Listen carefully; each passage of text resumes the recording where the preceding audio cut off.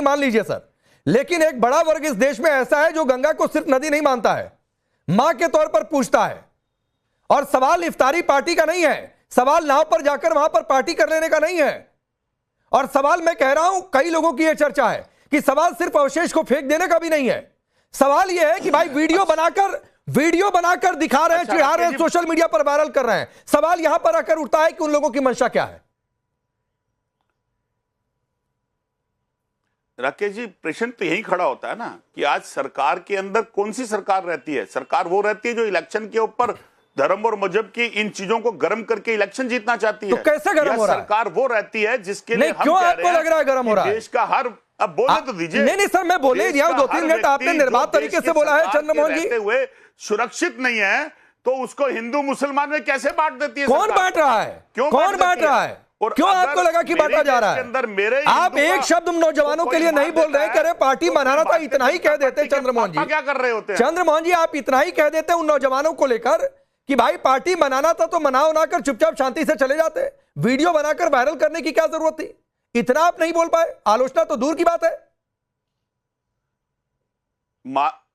महाराजा रंजीत सिंह जी अपनी एक आंख से नहीं थे, एक आंख से वो हिंदुस्तान और देश विदेश को सब कुछ देखते थे, लेकिन तब भी वो एक दृष्टि से देखते थे। सर आप नहीं देख रहे एक दृष्टि से, इसीलिए तो कह रहा हूं मैं। बैलेंस ना रख पाए आपको केस कैसे बैलेंस होगा? मैं कैसे बैलेंस होगा चंद्रमोहन जी? आपको केस हो गया दिखाई दे रहा है, आपको गिरफ्तारी हो गई दिखाई दे रही है, लेकिन आप उन नौजवानों से इतना तक नहीं कह पा रहे हैं कि भाई चुपचाप पार्टी बनाकर निकल लिए होते वहां से, वीडियो बनाकर वायरल क्यों किया?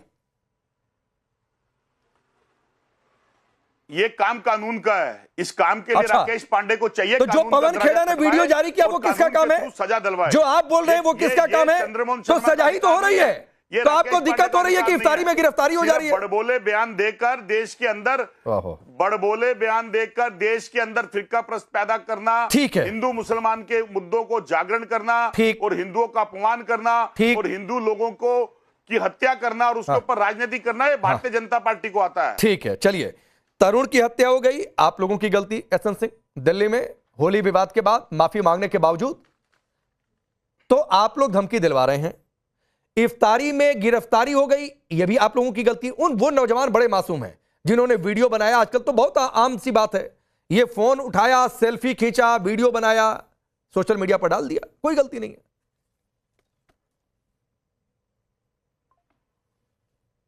देखिए राकेश जी, हमें कांग्रेस से कोई आपत्ति नहीं, क्योंकि अंग्रेजियों की बनाई हुई पार्टी हमेशा से हिंदू विरोध का ही कार्य करती रही। संपूर्ण भारत के लोग जाते हैं, वो एक की नहीं, वो अनेक की नहीं, वो एक की बात करते हैं। धार्मिक यात्रा एक के लिए, धार्मिक छूट एक के लिए, शिक्षा एक के लिए। और हिंदू हर समय इनको आतंकवादी ही दिखते हैं, हिंदू हर समय इनको हत्यारे ही दिखते हैं, हिंदू हर समय मंदिर लड़की छेड़ने ही जाते हैं, जैसा कि राहुल गांधी जी कहते हैं। तो हिंदुओं के विरोध में खड़ी हुई पार्टी वो बार बार ऐसे कार्यों को करती है और कहती है। आवाज आ रही है सर मेरी? आ रही है, बोलिए। मेरी आवाज आ रही? अरे मेरी आवाज आ रही? बिल्कुल आ रही है, बोलिए। राकेश जी, मैं दोबारा रिपीट करता हूं। अच्छा, आपके कैमरा पर्सन ने कहा कि शायद कोई टेक्निकल दिक्कत है। देखिए राकेश जी, आज संपूर्ण भारत ये जानता है कि अंग्रेजों की बनाई हुई जो कांग्रेस पार्टी है वो हिंदू विरोध का ही कार्य करती है। उसने जितने नीति नियम बनाए, स्वयं पंडित स्वर्गीय जवाहरलाल नेहरू जी ने कहा कि हम भाई बर्थ हिंदू हैं, लेकिन हम कर्म से हिंदू थोड़े न हैं। और राहुल गांधी जी का बयान देखिए, हिंदू तो आतंकवादी होता है, हिंदू तो अपराधी होता है, कोई डेंगू, कोई मलेरिया, कई लोग तो कहते हैं कि हिंदू लड़के मंदिर छेड़ने जाते हैं। तो इस तरह की जो बातें करते हैं वो निश्चित तौर पर हिंदू विरोध की बात करते हैं। हाँ, अभी बहुत सारे तर्क हमारे मित्र दे रहे थे। भैया आप देखिए, हर आदमी के आस्था का सम्मान होना चाहिए, क्या आस्था का सम्मान नहीं होना चाहिए। सुअर कटता भी है और बिकता है, लेकिन अगर मस्जिदों के इर्द गिर्द और मस्जिद के पास अगर कोई ऐसी चीज दिख जाए जो इनके विरोध की चीजें होंगी तो वो बोलने लगेंगे। लेकिन गाय और गंगा की बात आएगी तो कांग्रेस को दिक्कत होगी। क्यों? क्योंकि गाय और गंगा से इनको नहीं लेना है, इनको मजहबी तुष्टिकरण से लेना है। नहीं तो नहीं, एक तो मैं अपील करूंगा कि कोई प्रोवोकेटिव भाषा और शब्द ना बोले। मैं एक तो अपील ये करूंगा, प्रेम के अंदर हिंदुस्तान के अंदर हिंदुओं की हत्या क्यों होती है? मैं तो कुछ कहा। राकेश पांडे जी, एक छोटा सा क्वेश्चन दे दीजिए। बोलिए। मैंने कहा कि गाय और गंगा को नहीं मानने वाले बहुत सारे लोग। तो सर आप चंद्रमोहन जी, आप कह रहे हैं कि हिंदुओं की हत्या क्यों हो गई, तो हिंदू की हत्या पर बोलिए तो दो शब्द। लेकिन तरुण की हत्या किन लोगों ने कर दी, क्यों कर दी, इस पर बोलिए तो दो शब्द। राकेश जी 10 सेकंड। राकेश जी देखिए, इतनी हिंदुओं से नफरत है कि अगर कोई हमारी पूर्व प्रधानमंत्री मरती हैं तब भी हिंदू सिखों की हत्या हो जाती है। जब कभी कोई कश्मीर में मुस्लिम नाराज होता है तो हमारे हिंदू पंडितों की ही हत्या हो जाती है। जब भागलपुर में दंगा होता है, रामपुर में दंगा होता है तो हिंदुओं की ही हत्या हो जाती है। जब संभल में अगर होली पे गोली चलती है तो हिंदुओं की ही हत्या हो जाती है। लेकिन जो भी हो, इन सभी कारणों में अगर देखा जाए तो कांग्रेस का तुष्टिकरण है, नहीं तो अगर कांग्रेस तुष्टिकरण का नहीं कार्य करती, सबके लिए कार्य करती, तो देखिए ना उत्तर प्रदेश में न कोई दंगा, न कोई कर्फ्यू, उत्तर प्रदेश में आप ठीक है सर, ठीक है। अनमोल पवार गलत कार्य कर रहा है, अनमोल पवार हिंदू की हत्या हो जाएगी, किसने की इस पर नहीं बोलेंगे। गाजियाबाद में हमारे मुसलमान भाइयों को गंगा में अगर किसी की आस्था ठेस हो गई, उसने केस कर दिया, पुलिस ने एक्शन ले लिया। मैं फिर वही सवाल आपसे पूछना चाहता हूं जो चंद्रमोहन जी से पूछा कि भाई सेकुलरिज्म के चश्मे में क्या आस्था के सम्मान का कोई मतलब नहीं? राकेश जी, सभी की आस्था का सम्मान होना चाहिए। कोई भी व्यक्ति अगर गैर कानूनी काम करे, चाहे वो किसी भी जाति का हो, किसी भी धर्म का हो, उसके ऊपर कानून के तहत कड़ी से कड़ी कार्रवाई की जानी चाहिए।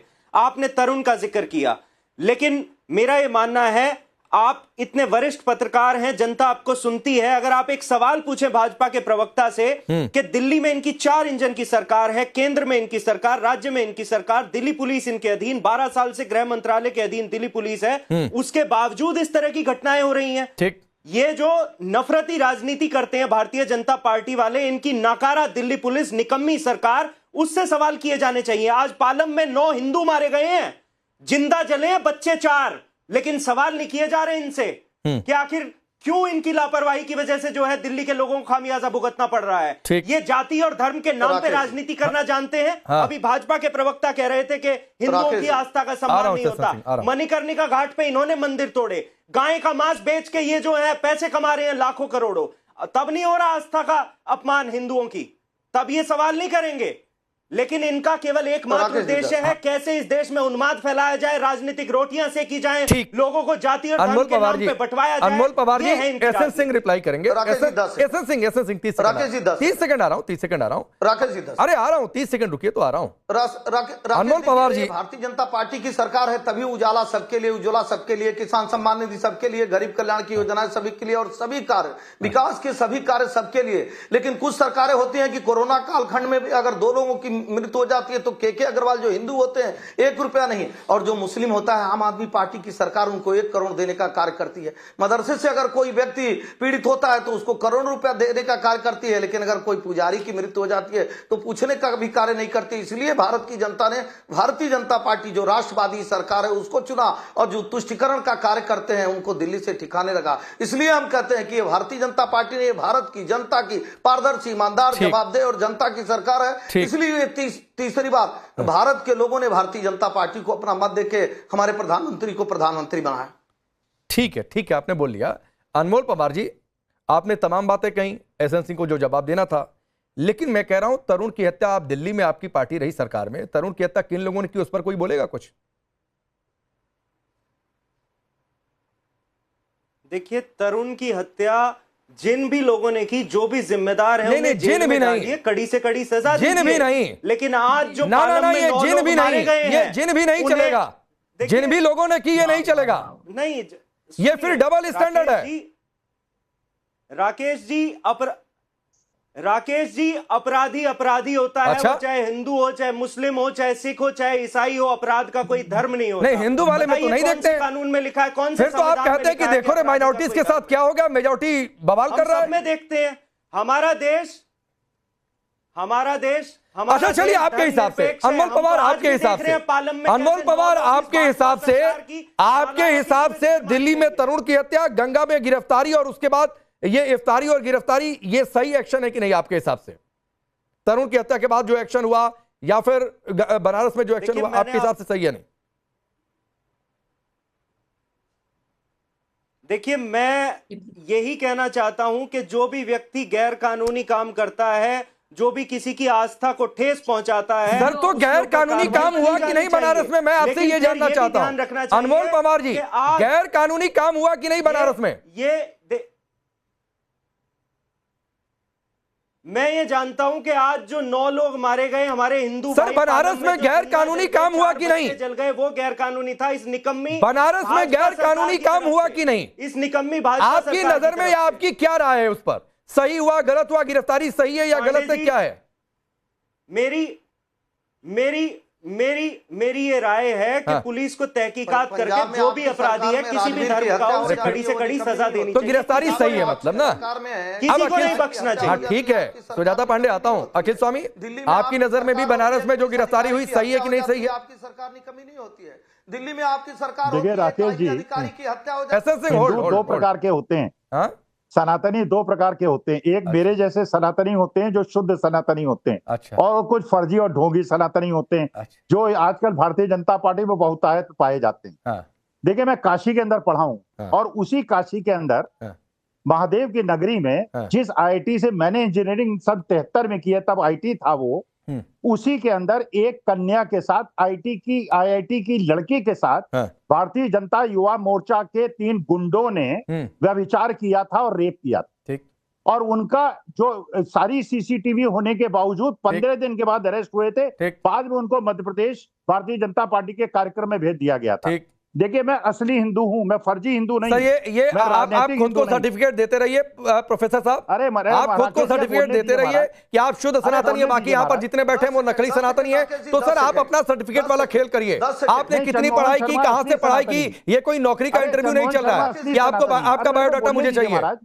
मैंने आपसे पूछा कि बनारस में इस मसले में जो गिरफ्तारी हुई गिरफ्तारी के बाद, ये आपकी नजर में सही है या गलत है? मुझे सिर्फ प्रोफेसर साहब इतना ज्ञान दीजिए।